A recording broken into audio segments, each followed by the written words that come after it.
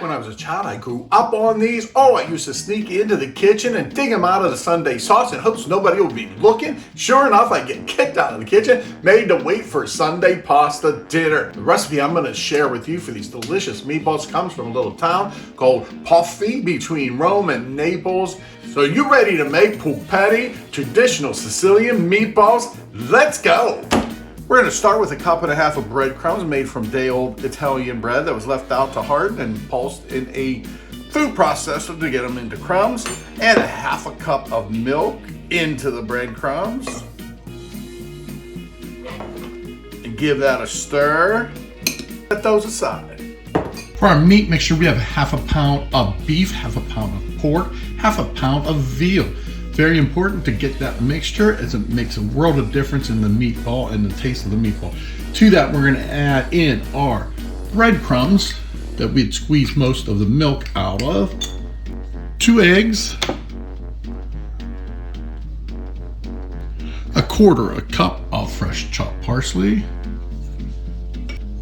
2 tablespoons of olive oil, 1/4 cup of fresh grated Parmesan cheese. Now we're just going to add in 1/2 teaspoon or so of salt and about 1/2 teaspoon or so of pepper. Now we're going to get in there and give it a mix. Be gentle with it, but get it all mixed in thoroughly. You don't want to overwork the meat mixtures, it'll become tough, and we want our meatballs to be nice, tender, and delicious. Now we got that all nice and mixed gently. Let's roll them out into meatballs, really tiny ones. We're going to make some homemade Italian wedding soup, some small meatballs for some incredible Super Bowl appetizers, and then our regular sized meatballs for a nice spaghetti dinner. Let's go. I'm going to take some olive oil and rub it on my hands. So then when we make the meatballs are nice and smooth and also have a little coating of olive oil on them. So I'm going to broil them and bake them in the oven. You can fry them in a pan if you want. So I'm going to make 2 sizes, one an appetizer size meatball. Roll out some little mini ones for our wedding soup. A little bit more olive oil if you need it.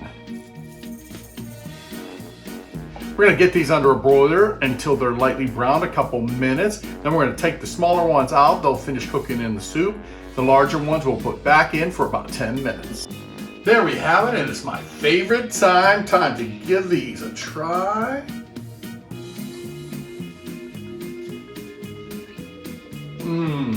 Wow.